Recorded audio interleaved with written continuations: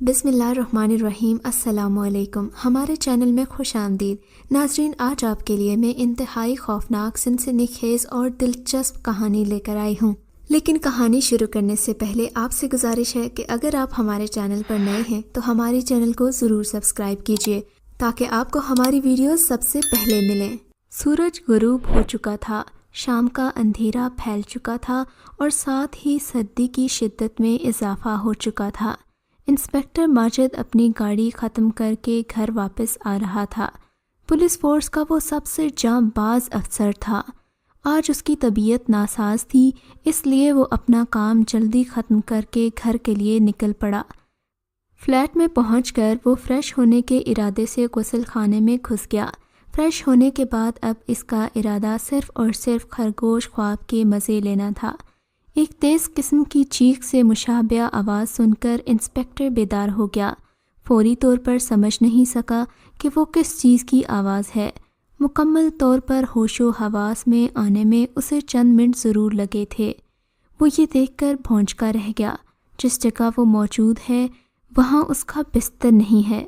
اسے اچھی طرح یاد تھا کہ وہ طبیعت کی ناسازی کی وجہ سے جلدی سو گیا تھا، مگر یہ شاہی دربار اس کی سمجھ میں کچھ نہیں آ رہا تھا۔ بہرحال وہ سب کچھ دیکھنے پر مجبور تھا۔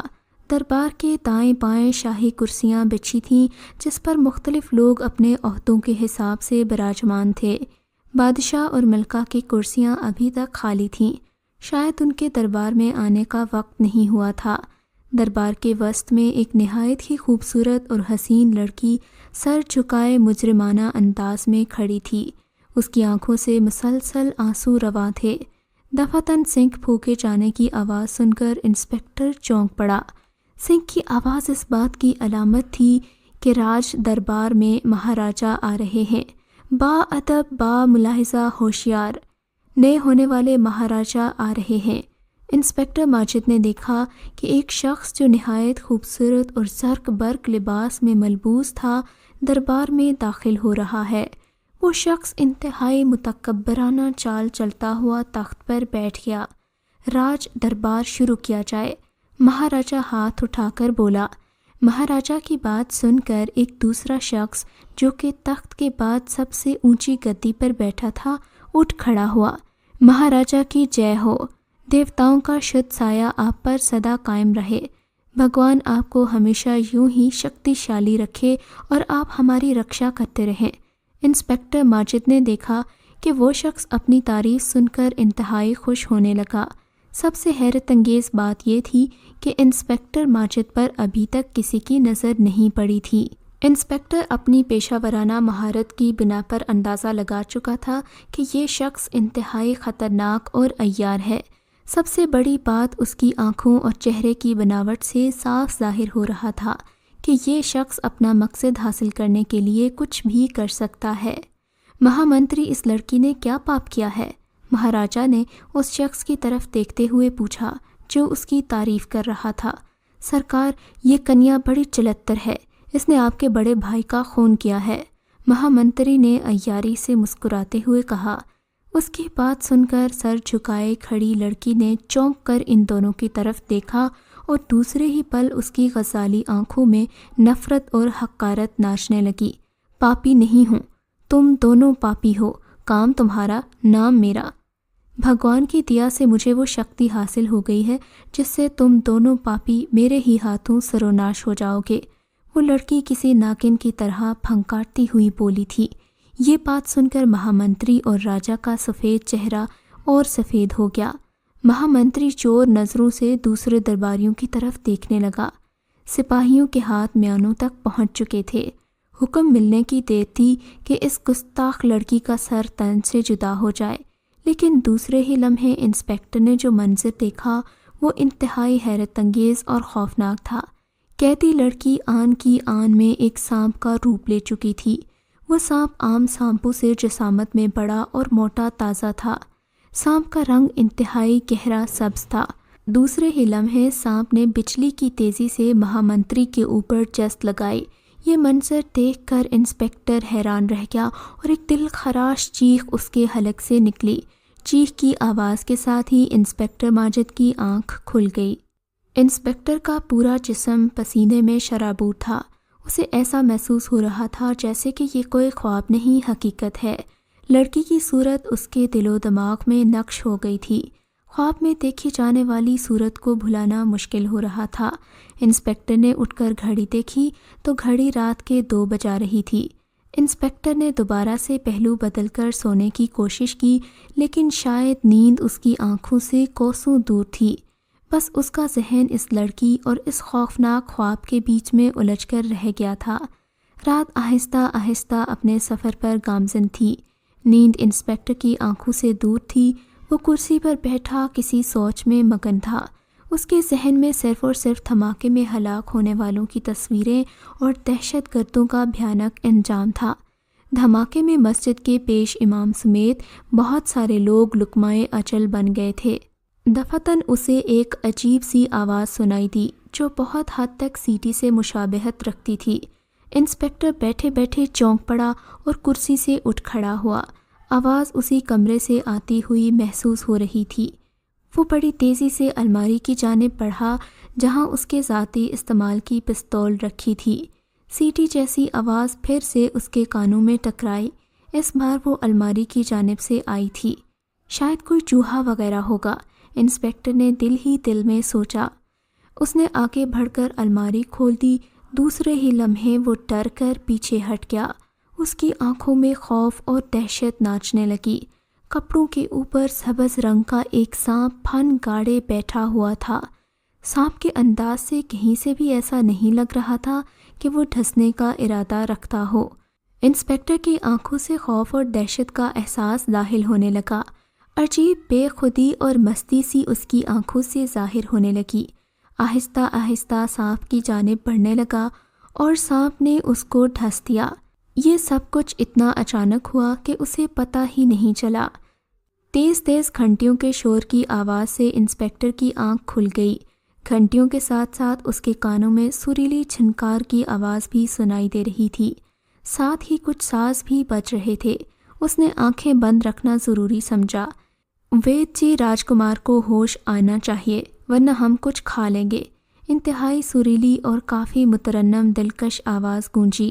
نہ، بھگوان کا مندر سب کے لیے ہوتا ہے، اسے ضرور ہوش آ جائے گا۔ ایک مردانہ آواز پھر اس کے کانوں سے ٹکرائی۔ انسپکٹر کو سمجھ نہیں آ رہا تھا کہ یہ کیا کورک گندا ہے۔ اسے تو سانپ نے ڈھسا تھا، پھر وہ یہاں کیسے آ گیا؟ انسپکٹر نے گھبرا کر آنکھیں کھول دیں۔ آنکھیں کھولتے ہی اس کی نظر ایک سادھو کے لباس میں ملبوس بوڑھے شخص پر پڑی جس کی وضاقتہ مندر کے پجاریوں جیسی تھی۔ وہ ایک چبوترے پر چت پڑا تھا۔ اس کے پیچھے ایک قد آدم مورتی نصب تھی، شاید وہ ان کا پتھر کا دیوتا تھا۔ انسپکٹر اپنی وضاقتہ بھی تبدیل پا رہا تھا۔ اس نے بھی ہندوؤں جیسا لباس زیب تن کر رکھا تھا۔ مندر انتہائی پرشکوا تھا، جس کی ہر چیز سونے کی معلوم ہوتی تھی۔ وہ ابھی اس صورتحال پر غور کر ہی رہا تھا کہ اسے ایک لڑکی نظر آئی جو مورتی کے بالکل سامنے سر جھکائے بیٹھی تھی۔ شکر ہے بھگوان کا تمہیں ہوش آ گیا، ورنہ زہر بہت خطرناک تھا۔ بوڑھا پجاری مسکرا کر بولا۔ زہر؟ انسپکٹر حیرت بھرے لہجے میں بولا۔ اسے وہ سانپ یاد آ گیا جس نے اسے ڈھسا تھا۔ اس نے اپنے ہاتھ کو دیکھا مگر ہاتھ پر کوئی سانپ کا نشان نہیں تھا۔ انسپکٹر پریشان ہو گیا کہ آخر یہ کیا معاملہ ہے۔ اس کے کانوں میں پجاری کی آواز گونجی۔ ہاں زہر، مگر راجکمار تم نے زہر کھایا کیوں؟ پجاری نے کہا۔ میں نے زہر؟ اس کے منہ سے حیرت بھرا جملہ نکلا۔ لڑکی نے اس کا جملہ سن لیا۔ وہ اٹھ کھڑی ہوئی۔ جیسے ہی انسپکٹر کی طرف پلٹی تو وہ حیران رہ گیا۔ یہ تو وہی لڑکی تھی جو اس دن خواب میں نظر آئی تھی، جو سانپ بن کر اس پر حملہ آور ہوئی تھی۔ انسپکٹر نے اس کی طرف دیکھا اور سخت لہجے میں پوچھا، روپمتی پوجا کہاں ہے؟ یہ بات بول کر انسپکٹر حیران ہو گیا۔ اس طرح کا جملہ بولنے میں اس کے اپنے ارادے کا کوئی عمل دخل نہیں تھا۔ ایسا لگ رہا تھا کہ اس کے اندر کوئی اور ہی ہے۔ مار دیا میں نے اس حرامزادی کو، اس نے تمہیں مجھ سے چھیننا چاہا تھا۔ ہم تم سے نفرت کرتے ہیں اور صرف پوجا سے پیار۔ ماجد نے دانت پیس کر کہا۔ ماجد کو ایسا لگ رہا تھا جیسے اس کے اندر کوئی اور ہی شخصیت تحلیل ہو گئی ہے جو اس سے یہ سب کروا رہی ہے۔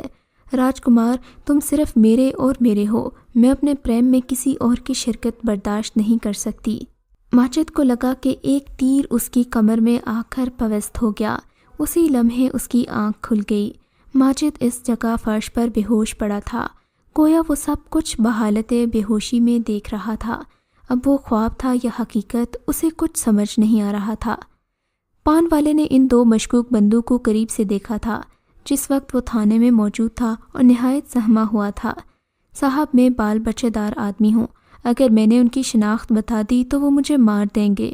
تم بے فکر ہو جاؤ، زندگی موت خدا کے ہاتھ میں ہے، تمہاری شناخت خفیہ رہے گی۔ انسپکٹر حیات نے نرم لہجے میں کہا۔ جی انسپکٹر صاحب، ابھی تک پان والا بددستور سہما ہوا تھا۔ پان والا جیسے جیسے بتاتا جاتا، محکمہ پولیس کا گرافک ڈیزائنر تصویر بناتا جاتا۔ انسپکٹر حیات اور انسپکٹر ماجد اس کے سامنے کھڑے تھے۔ جیسے ہی دونوں تصویریں مکمل ہوئیں، جو چہرے سامنے آئے انہیں دیکھ کر انسپکٹر ماجد کی آنکھیں پھٹی کی پھٹی رہ گئیں۔ یہ دونوں وہی چہرے تھے جو اس نے خواب میں دیکھے تھے، مہاراجا اور مہامنتری کے، جن پر وہ لڑکی سانپ بن کر حملہ آور ہوئی تھی۔ انسپکٹر ماجد حیرت سے ان دونوں کے چہرے دیکھ رہا تھا۔ یہ وہی چہرے تھے جو انسپکٹر خواب میں دیکھ چکا تھا۔ کیا تم یقین سے کہہ سکتے ہو کہ یہ دونوں وہی چہرے ہیں؟ انسپکٹر حیات نے پان والے سے پوچھا۔ جی بالکل یقین سے کہہ سکتا ہوں، یہ دونوں وہی ہیں۔ ٹھیک ہے، تم جا سکتے ہو۔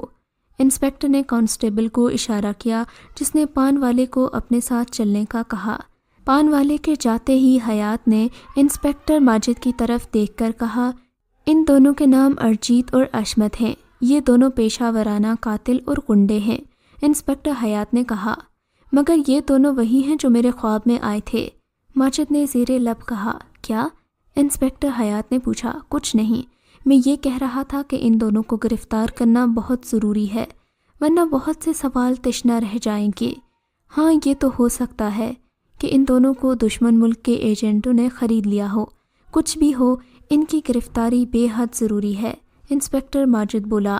2-4 دن کی دوڑ دھوپ اور تفتیش کے بعد پتہ چل گیا کہ یہ دونوں مجرم سرحدی گاؤں کی طرف بھاگے ہوئے ہیں جہاں وہ سرحد پار کرنے کا ارادہ رکھتے ہیں۔ حیات، ان دونوں کے پیچھے میں جاؤں گا۔ انسپکٹر ماجد نے کہا، تم اکیلے؟ وہ بہت خطرناک ہیں، میں بھی تمہارے ساتھ چلوں گا۔ نہیں دوست، تمہارا شکریہ، موت کا ایک وقت مقرر ہے، جب آنی ہوئی تو آ جائے گی، تم میرے ساتھ مت چلو، میں یہ کام اکیلے میں کر سکتا ہوں۔ جیسی تمہاری مرضی میرے دوست، جواباً انسپکٹر نے مسکرا کر جواب دیا۔ انسپکٹر ماجد نے سرحدی گاؤں کے بوڑھے چودھری کی طرف دیکھا جس کی عمر 60 سال سے زیادہ ہو چکی تھی۔ انسپکٹر ماجد 4 روز قبل اس گاؤں میں پہنچا تھا اور گاؤں کے ریسٹ ہاؤس میں ٹھہرا تھا۔ سرحدی گاؤں بہت زیادہ خوبصورت اور حسین تھا۔ اگر کوئی اس گاؤں کو پھولوں کی وادی کہتا تو غلط نہیں ہوتا۔ یہ گاؤں حسین و جمیل پھولوں سے لدا ہوا تھا۔ اس گاؤں میں زیادہ تر ہندو رہتے تھے اور کہیں کہیں مسلمان بھی بستے تھے۔ اس گاؤں میں بہت سے پراسرار اور عجیب و غریب واقعات سے مزین ایک پہاڑی تھی جس کا نام کالی پہاڑی تھا۔ کالی پہاڑی تک پہنچنے کے لیے پرانے جنگلات کو عبور کرنا پڑتا تھا، جس کے بارے میں مشہور تھا کہ جو ان جنگلات میں داخل ہو جاتا ہے وہ زندہ واپس نہیں آتا۔ ہاں تو چودھری صاحب، ان 2 آدمیوں کو دیکھا ہے گاؤں میں؟ انسپکٹر ماجد نے چودھری کو وہ تصویریں دکھاتے ہوئے کہا جو ارجیت اور عصمت کی تھیں۔ اس گاؤں میں اس طرح کے دونوں بندے گزشتہ 1 ماہ سے نہیں دیکھے۔ گاؤں چھوٹا سا تو ہے صاحب، چودھری نے بغور دیکھتے ہوئے کہا۔ ذرا غور سے دیکھیں، یہ دونوں خطرناک قاتل ہیں، امام صاحب کی شہادت میں ملوث ہیں۔ گاؤں میں تو داخل نہیں ہوئے، ہو سکتا ہے کہ گاؤں کے باہر سے کالی پہاڑی پر چلے گئے ہوں۔ چودھری صاحب نے سر میں ہاتھ پھیرتے ہوئے کہا۔ کالی پہاڑی؟ ماجد نے حیرت سے پوچھا۔ جی، باہر سے ایک مختصر راستہ ہے جس پر چلنے سے جنگلات کو کراس نہیں کرنا پڑتا اور جانے والا آسانی سے کالی پہاڑی پر پہنچ جاتا ہے۔ یہ کالی پہاڑی کیا ہے؟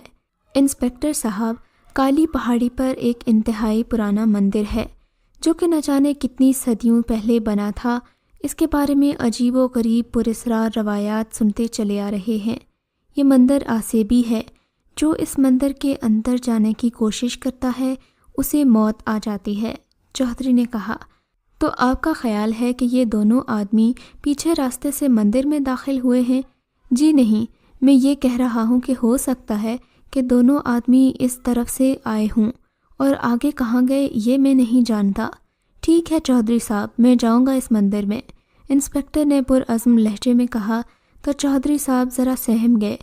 اب ماجد کے پاس کالی پہاڑی تک جانے کے دو راستے تھے، ایک راستہ گاؤں کے باہر سے جاتا تھا اور ایک راستہ جنگلات سے ہو کر گزرتا تھا۔ کافی سوچنے کے بعد ماجد نے جنگلات کے راستے جانے کا فیصلہ کر لیا۔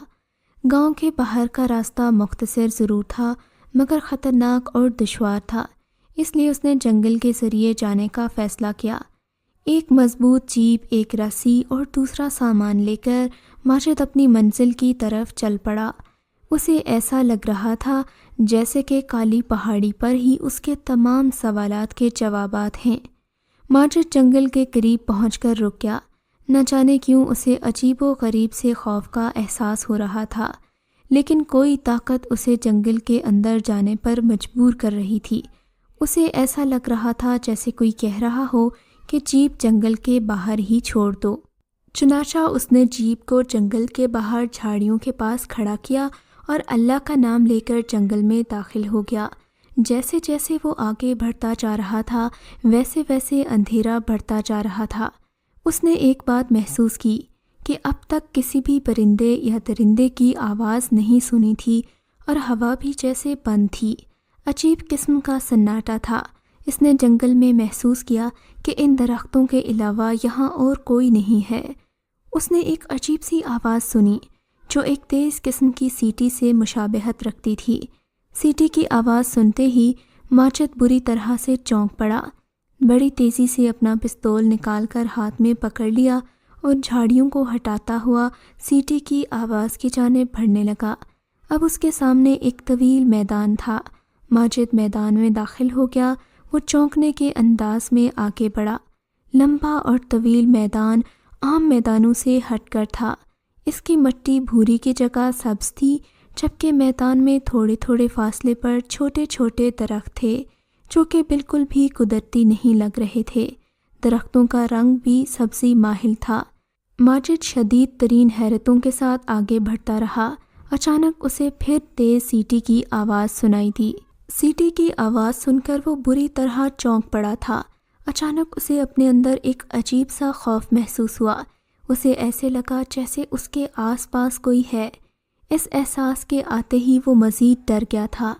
اچانک اس کے کانوں میں رونے کی آواز گونجی۔ وہ آواز کسی شیر خوار بچے کی تھی۔ اس آواز کو سنتے ہی جیسے اس کے قدموں کو پر لگ گئے۔ وہ اندھا دھند بھاگنے لگا تھا اور بھاگتے بھاگتے اسے کسی چیز سے ٹھوکر لگی تو وہ گر پڑا۔ اس کے ہر احساس کے گرد اندھیرا چھا گیا تھا۔ سنک کے پھونکے جانے کی آواز کے بعد ساجد کو ہوش آ گیا۔ اسے اپنا سر بھاری محسوس ہو رہا تھا۔ بالکل ایسے لگ رہا تھا جیسے سر پر مسلسل ہتھوڑے پڑ رہے ہوں۔ ماجد نے ہلنے کی کوشش کی تو منہ سے بے اختیار سسکاری نکل گئی۔ جسم کا جوڑ جوڑ جیسے دکھ رہا تھا۔ اس نے آنکھیں بند کر لیں اور ہولے سے کراہنے لگا۔ تھوڑی دیر میں اسے سکون محسوس ہوا۔ ایسا لگا کہ جسم کی توانائی بحال ہو رہی تھی۔ عجیب و غریب قسم کی بے معنی آوازیں سن کر اس نے آنکھیں کھول دیں۔ اپنی چاروں طرف عجیب و غریب قسم کے لوگوں کو دیکھ کر وہ سہم گیا۔ اسے وہ لوگ انتہائی کالے رنگ کے اور بدنما سے لگ رہے تھے۔ ان کی وضاحت دیکھ کر اسے فلمیں یاد آنے لگیں جن میں جنگلی قبیلوں سے تعلق رکھنے والے لوگ ہوتے ہیں۔ ماجد بڑی تیزی سے اٹھا۔ اسے اٹھنے میں شدید کمزوری محسوس ہو رہی تھی۔ جس جگہ ماجد موجود تھا اس جگہ روشنی ناکافی تھی، اس لیے اس جگہ کا تعین کرنے میں دشواری ہو رہی تھی۔ اسے اپنے سامنے موجود پا کر وہ لوگ بہت زیادہ خوف محسوس کر رہے تھے اور اسے پرشوق نگاہوں سے دیکھ رہے تھے۔ کون ہو تم؟ وہ کراہتے ہوئے بولا۔ اس کی بات سن کر سارے لوگ چونک پڑے۔ بڑی تیزی سے دو لوگوں نے اس کے ہاتھوں کو پیچھے کی جانب باندھ دیا۔ جواب کیوں نہیں دیتے؟ مجھے اس طرح کیوں پکڑ رہے ہو؟ میں دیتی ہوں جواب کہ ہم کون ہیں۔ ایک انتہائی سریلی آواز سن کر وہ بری طرح سے چونک پڑا۔ آواز دینے والی اسے دکھائی نہیں دے رہی تھی بلکہ جس طرف سے آواز آ رہی تھی اس طرف کافی اندھیرا تھا۔ لڑکی کی آواز سن کر سارے جنگلی نما لوگ رکوع کی حالت میں جھکے ہوئے تھے۔ اچانک ایک جگہ انتہائی تیز روشنی پھیل گئی۔ اسے سمجھ میں نہیں آ رہا تھا کہ یہ روشنی کہاں سے آ رہی تھی، لیکن جس جگہ سے روشنی آئی تھی وہ اس کا اچھی طرح سے جائزہ لے سکتا تھا۔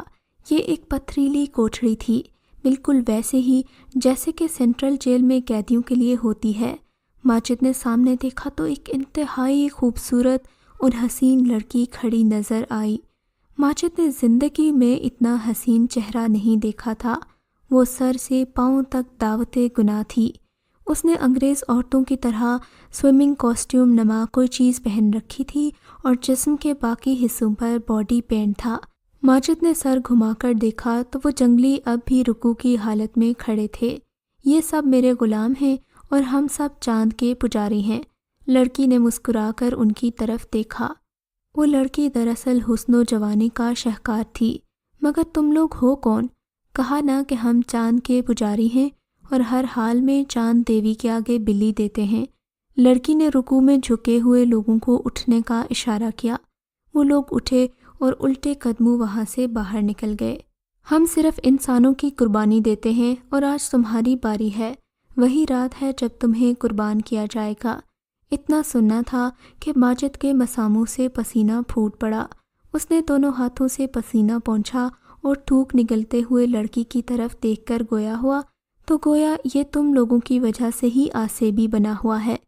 نہیں، یہ جنگل واقعی آسیبی ہے، لیکن چونکہ ہم چاند کے پجاری ہیں تو اس وجہ سے ہم محفوظ ہیں۔ ماجد نے دل ہی دل میں سوچا، اب تو کہانی ختم۔ میرے پاس کتنا وقت ہے؟ ماجد نے اس سے پوچھا۔ صرف 2 گھنٹے، لڑکی نے مسکراتے ہوئے کہا۔ ماجد میاں، یہی وقت ہے کچھ کرنے کا، اس نے دل ہی دل میں خود سے کہا۔ مگر تم لوگ یہ سب کیوں کر رہے ہو؟ میں اس سوال کا جواب دینے کی پابند نہیں ہوں، لڑکی نے منہ بنا کر کہا۔ اس وقت ماجد کا ذہن تیزی سے کچھ کرنے کے بارے میں سوچ رہا تھا۔ اس نے بیٹھے بیٹھے ہی جست لگائی اور بجلی کی تیزی سے لڑکی پر جا گرا۔ لڑکی اس ناگہانی افتاد سے بری طرح بوکھلا اٹھی۔ اس سے قبل کہ وہ کچھ سمجھتی، ماجد نے اس کو یکے بعد دیگرے منہ پر 2 مکے مار دیے، لیکن دوسرے ہی پل وہ ماجد کو ہوا میں اچھال چکی تھی۔ ماجد فرش پر گر گیا اور اس کی ناک سے خون نکلنے لگا۔ لڑکی نے اس کو گریبان سے پکڑ کر اٹھایا اور خون پونچھتے ہوئے ماجد کی ناک پر زوردار ٹکر ماری۔ وہ چیختا ہوا پیچھے ہٹ گیا۔ دوسرے لمحے ماجد نے خود کو سنبھالا اور پولیس ٹریننگ کا بھرپور فائدہ اٹھاتے ہوئے لڑکی کو گھوم کر کک ماری اور پے در پے کئی ککیں لگا دیں۔ ماجد کا خیال تھا کہ وہ اتنی مار کھانے کے بعد ٹھنڈی پڑ جائے گی، لیکن ماجد کی آنکھیں حیرت سے پھٹی کی پھٹی رہ گئیں۔ لڑکی الٹی کلا بازیاں کھاتی ہوئی آئی اور اس کی دونوں ٹانگیں ماجد کی طرف تھیں۔ لڑکی نے گھوم کر اس کو ایک ضرب لگائی۔ سینے پر لات کھا کر وہ فرش پر گر پڑا اور چیخنے لگا۔ لڑکی فاتحانہ انداز میں اس کی جانب بڑھنے لگی۔ ماجد کو کچھ خیال آیا اور اس نے موزے میں اڑسا ہوا پستول نکالا اور پے در پے 3 فائر ایک ساتھ کر دیے، لیکن دوسرے پل جو اس نے دیکھا وہ ناقابل یقین تھا، مگر سچ تھا۔ تینوں گولیاں لڑکی کے سینے پر لگی تھیں۔ ہونا تو یہ چاہیے تھا کہ وہاں 3 سوراخ ہو جاتے، لیکن گولیاں لڑکی کے سینے سے ٹکرا کر دور جا گریں جیسے وہ پتھر کی ہو۔ اب تمہیں کون بچائے گا؟ تم نے غلط اندازہ لگا لیا تھا میرے بارے میں، لڑکی نے کہکا لگا کر کہا۔ ماجد کو ایسے لگا جیسے خون اس کی رگوں میں جم گیا تھا۔ وہ آہستہ آہستہ اس کی طرف بڑھنے لگی۔ اس کے چہرے کے تاثرات انتہائی خطرناک تھے، جس سے صاف ظاہر ہوتا تھا کہ وہ اب کوئی بے رحمانہ قدم اٹھائے گی۔ ماجد نے پے در پے پستول کی ساری گولیاں اس پر خالی کر دیں۔ گولیوں کی آواز سے جنگل گونج اٹھا اور وہ سارے جنگلی اندر داخل ہو گئے۔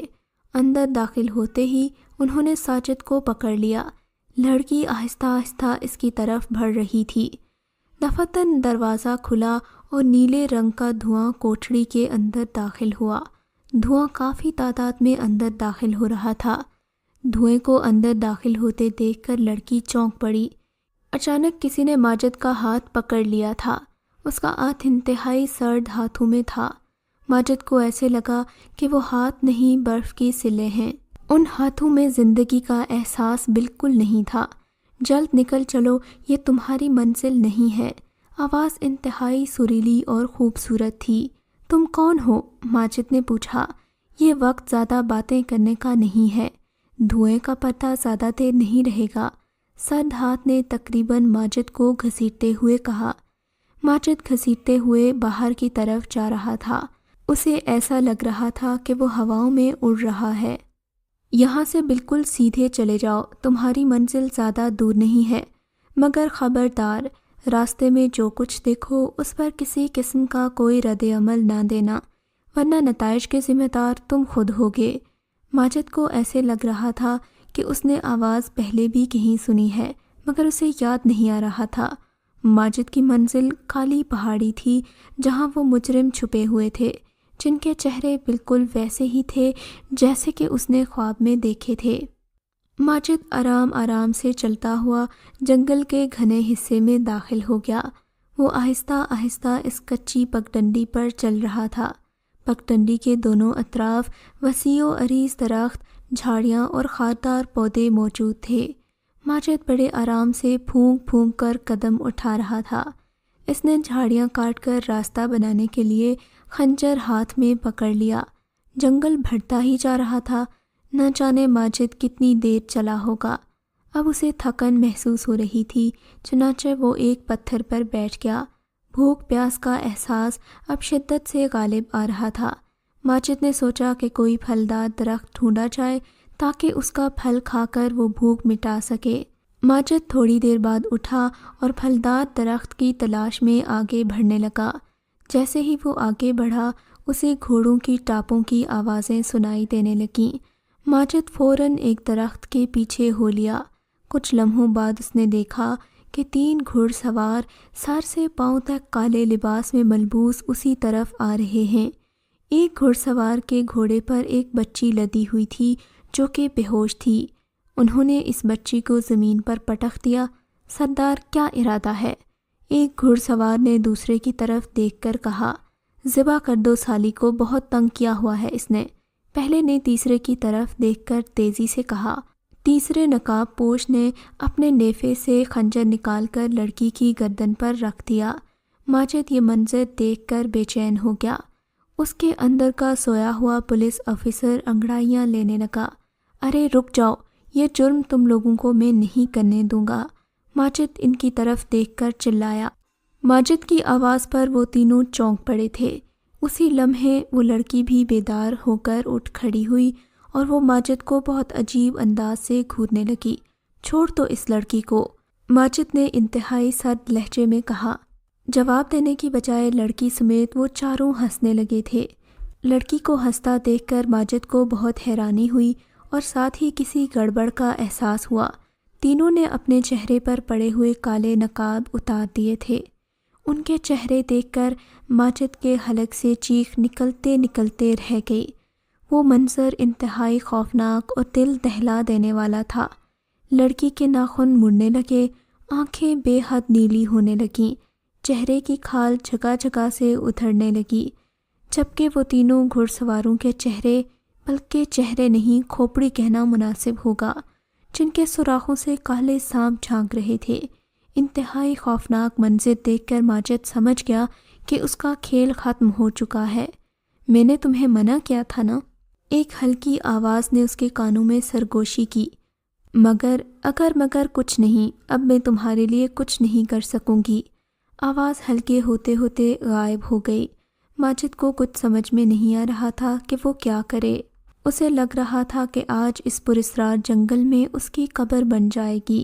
ماجد کے دل میں نہ جانے کیا آیا کہ اس نے بلند آواز میں آیت الکرسی کا ورد شروع کر دیا۔ یہ اس کلام کی تاثیر تھی کہ وہ پیچھے ہٹنے لگے۔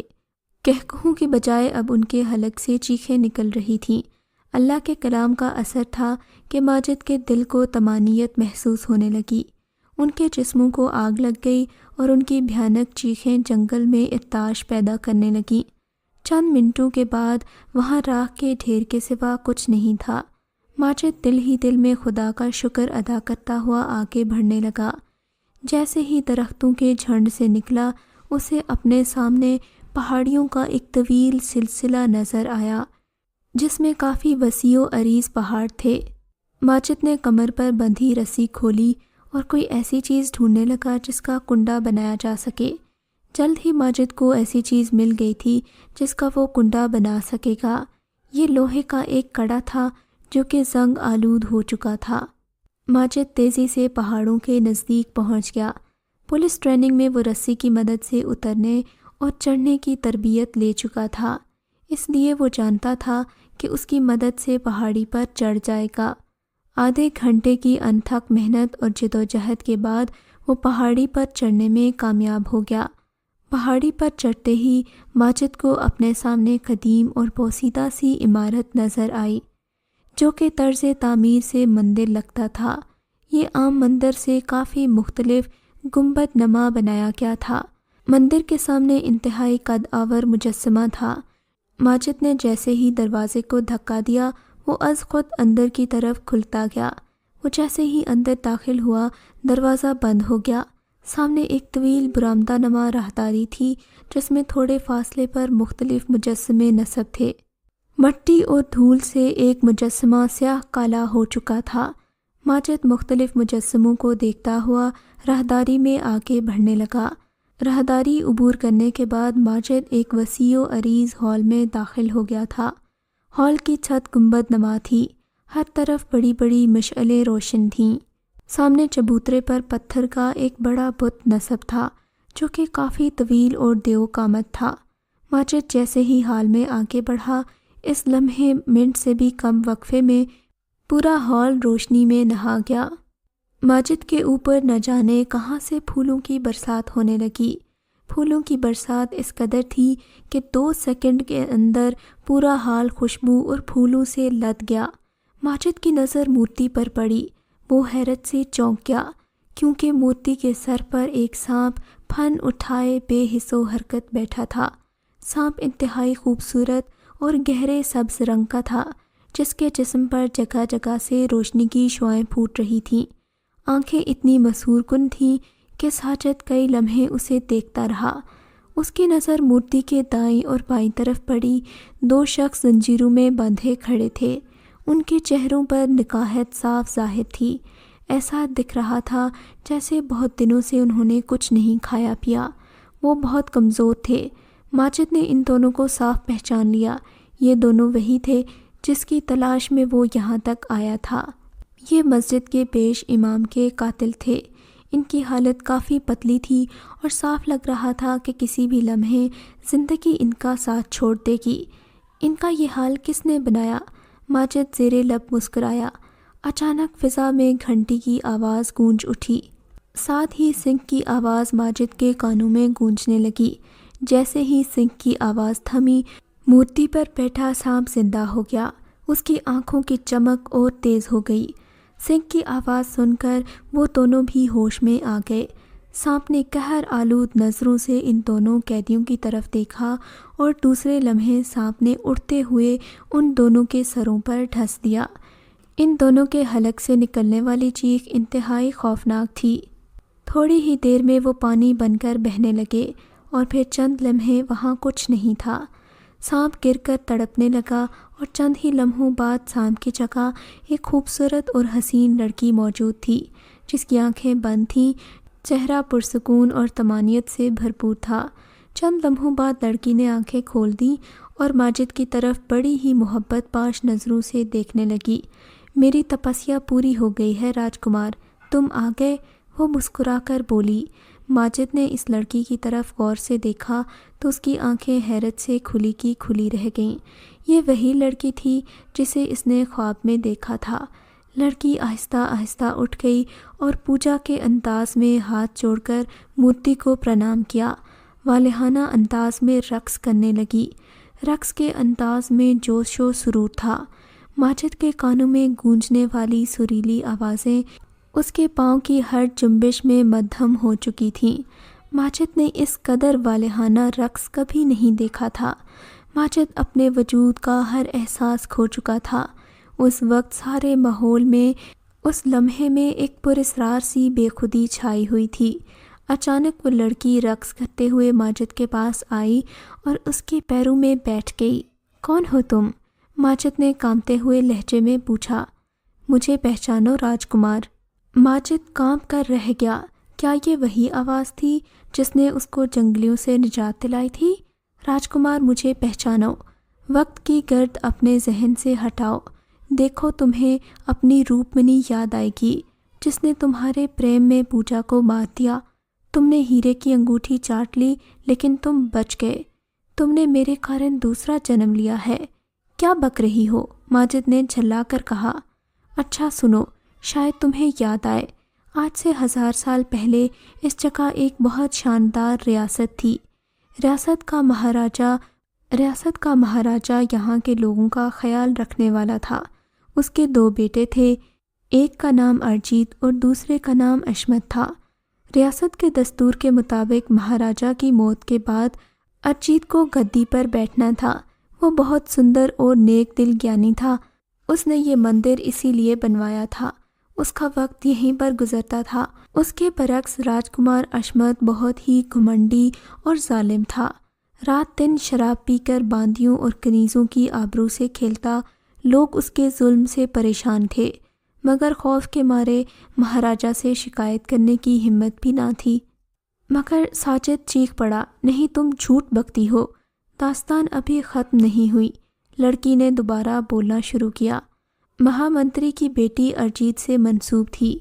مہامنتری ارجیت کو مہاراجہ بنانا چاہتا تھا، چنانچہ اس نے ارجیت کو ختم کرنے کی ٹھان لی۔ کام بہت مشکل تھا۔ اس زمانے میں راجاؤں کا دستور تھا کہ وہ اپنے محل میں وش کنیا یعنی کہ زہریلی لڑکیاں ضرور رکھتے تھے۔ انہی دنوں محل میں میرا اور ایک راج نکی جو کہ وش کنیا بھی تھی بڑی دھوم تھی۔ اس کا نام پوجا تھا اور اسے ارجیت کو قتل کرنے کا کام دیا گیا تھا، لیکن پوجا تو خود ہی ارجیت کے پریم کا شکار ہو گئی۔ اس کے دل میں جو شمع جلی جسے پریم کہا جاتا ہے، پیار تو تیاگ مانتا ہے، اس لیے اس نے قربانی دی اور تمہیں سب کچھ بتا دیا۔ راجکمار اس سے خود بھی سچا پیار کرتا تھا۔ مجھے بلایا گیا اور زہر سے آزادی کا لالچ دے کر راجکمار کو ٹھکانے لگانے کو کہا گیا۔ میں نے زہر سے آزادی کے لالچ میں ارجیت کو ختم کرنے کا سوچا، لیکن میں بھی اس کے پیار میں پاگل ہو گئی۔ اس کو نظر بھر کر دیکھنا ہی قاتل ثابت ہوا، مگر اس نے میری طرف کوئی توجہ نہیں دی۔ وہ بھی پوجا کے پیار میں پاگل تھا۔ ایک دن میں نے ایک انتہائی خوفناک منصوبہ بنایا۔ میں نے اپنے آپ کو ناگن بنانے کا فیصلہ کیا۔ اب جو کچھ بھی ہے یہ سب تمہارے سامنے ہے۔ انسپکٹر کو کچھ سمجھ نہیں آ رہا تھا کہ یہ کیا ہو رہا ہے۔ میں تمہاری کیا مدد کر سکتا ہوں؟ اس نے پیشہ ورانہ لہجے میں کہا۔ مجھے ناگ دیوتا کی پوجا کرنی ہے اور اس کے لیے تمہیں میری مدد کرنا ہوگی۔ ناگ دیوتا کا ایک روپ مجھے ملے گا اور میں پوجا کو ڈھانس لوں گی۔ پوجا وشکنیا ہے، اسی لیے ناگ دیوتا کا زہر اسے مار سکتا ہے۔ اس بات کی کیا ضمانت ہے کہ پوجا کے ہٹ جانے کے بعد تم راجکمار کو مار دو گی؟ چکرورتی نے کہا۔ میں اسے ہمیشہ کے لیے اپنے ساتھ لے جاؤں گی۔ میرا پیار پوجا کی یاد بھلا دے گا۔ اتنا کہنے کے بعد لڑکی سانس لینے کے لیے رکی، جبکہ ماجد کے چہرے پر جیسے داستان کا سحر تھا۔ ایسے لگ رہا تھا کہ وہ داستان کا کوئی کردار ہو۔ پھر کیا ہوا؟ کیا پوجا مر گئی؟ ہاں، لڑکی نے ٹھنڈا سانس لے کر کہا۔ وہ تو مر گئی، مگر تم میرے نہیں ہوئے۔ تم نے مجھے پہلے جنم میں ہی ٹھکرا دیا۔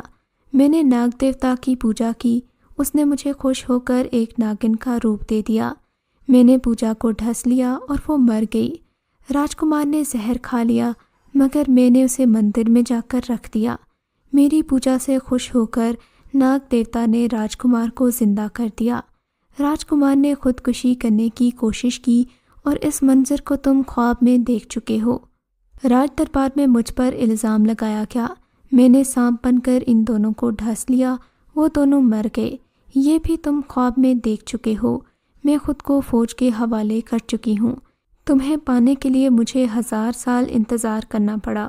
یہ کہہ کر وہ رو پڑی تو ماجد کا دل بھی موم ہو گیا۔ لڑکی کو لگا کہ ماجد کو سب کچھ یاد آ گیا ہے۔ اس نے ماجد کا ہاتھ پکڑ لیا۔ اسے ایسے لگا کہ جیسے برف کی سل نے اس کا ہاتھ پکڑ لیا ہو۔ آہستہ آہستہ اسے چلاتی ہوئی ایک دوسرے ہال میں لے گئی۔ دوسرے ہال میں ایک چبوترا تھا جس پر خون کے دھبے سوکھے پڑ چکے تھے۔ تمہیں مرنا ہوگا تاکہ تم میرے ہو سکو، اس نے سرد لہجے میں کہا۔ ماجد موت کا سن کر کانپ پڑا۔ مرنے سے پہلے تمہیں ناگ دیوتا کے سامنے سجدہ کرنا پڑے گا تاکہ تم جسم کے پنجرے سے آزاد ہو جاؤ۔ اسے ایسے لگا جیسے کسی نے اس کے سر سے پاؤں تک اسے ہلا دیا ہو۔ ماجد، تم ایک کلمہ گو مسلمان ہو، اس پتھر کو سجدہ مت کرو، باطل مٹنے کے لیے آیا ہے۔ ماجد کے اندر سے ایک آواز آئی۔ اس کے اندر کا سویا ہوا مسلمان جاگ گیا۔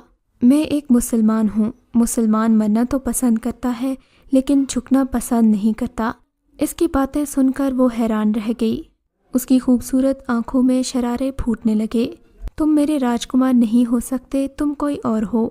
اتنا کہہ کر وہ مورتی کی جانب سر جھکا کر بیٹھ گئی۔ اس کی پشت ماجد کی جانب تھی۔ وہ چند لمحے اس کی طرف پیٹ کر کے بیٹھی رہی۔ جیسے ہی ماجد کی نظر مڑی، ماجد اسے دیکھ کر ڈر گیا۔ اس کی آنکھیں سرخ تھیں اور چہرے کا رنگ بھی اڑا ہوا تھا۔ آنکھوں سے غصہ اور حقارت بھی ظاہر ہو رہی تھی۔ اب تمہیں موت سے کوئی نہیں روک سکتا، پھر مجھے 1000 سال ہی چاہے انتظار کیوں نہ کرنا پڑے۔ ماجد ڈر کے چند قدم پیچھے ہٹ گیا، مگر پھر روشنی کا ایک شرارہ اس کے جسم سے ٹکرا گیا۔ اسے اپنے جسم میں آگ لگتی ہوئی محسوس ہوئی۔ تم نے میرے دیوتاؤں کو پتھر کہہ کر اپنی موت کو دردناک بنا لیا ہے۔ دوسری بار ہاتھ کا اشارہ کیا۔ اس بار ماجد ہوا میں اچھلا اور چھت سے تڑپنے لگا۔ ماجد کراہتا ہوا اٹھا اور سورہ اخلاص کا بلند آواز میں ورد کرنے لگا۔ کلام الہی کا سننا تھا کہ لڑکی پر لرزہ طاری ہو گیا، پھر لرزہ کپ کپی میں تبدیل ہو گیا اور اس کے حلق سے چیخیں نکلنے لگیں۔ اس نے سورہ اخلاص بآواز بلند ورد شروع کر دیا۔ مندر کے در و دیوار پر بھی ایک لرزہ طاری ہو گیا تھا۔ ماجد پیچھے ہٹنے لگا۔ وہ پیچھے ہٹتے ہٹتے کمرے کے دروازے سے باہر نکل گیا۔ باہر نکلتے ہوئے اس نے دیکھا کہ لڑکی کے جسم نے آگ پکڑ لی ہے۔ مندر کے در و دیوار زلزلے کی لپیٹ میں آ چکے تھے۔ ماجد نے دیکھا کہ پتھر کی مورتی سرنگوں ہو چکی ہے۔ سیڑھیاں اترتے ہوئے ماجد کا سر پھسلا اور گر گیا تو ماجد کا سر ستون سے ٹکرایا۔ اسی لمحے ماجد کے حلق سے چیخ نکلی اور اس کا ذہن اندھیرے میں گم ہونے لگا۔ نیم وا آنکھوں سے اس نے دیکھا کہ مندر کے در و دیوار گر رہے ہیں۔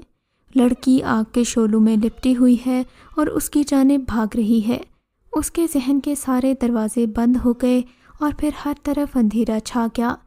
جب اسے ہوش آیا تو اس نے دیکھا کہ وہ اپنی جیپ کے پاس پڑا ہوا ہے۔ سورج اپنی پوری آب و تاب سے چمک رہا ہے۔ اسے گزشتہ واقعات یاد آنے لگے۔ اس نے جان بچ جانے پر اللہ کا شکر ادا کیا اور جیپ سٹارٹ کر کے آگے بڑھا دی۔ اب اسے ایک اور سفر کرنا تھا جس میں جسم کی نہیں روح کی ضرورت ہوتی ہے۔ دور کہیں سے ماجد کے کانوں میں اذان کی آواز گونجی اور ماجد نے جیپ کا رخ مسجد کی طرف کر دیا۔ اگر آپ کو یہ کہانی اچھی لگی ہے تو اس ویڈیو کو لائک کیجیے اور اس طرح کی مزید ویڈیوز دیکھنے کے لیے ہمارے چینل کو سبسکرائب کیجیے۔ اور ہاں، اگر آپ کی کسی دوست، رشتہ دار یا بہن کے ساتھ خدا نہ کرے ایسا کوئی واقعہ پیش آیا ہے تو ہمیں کامنٹ سیکشن میں اس کے بارے میں ضرور بتائیے۔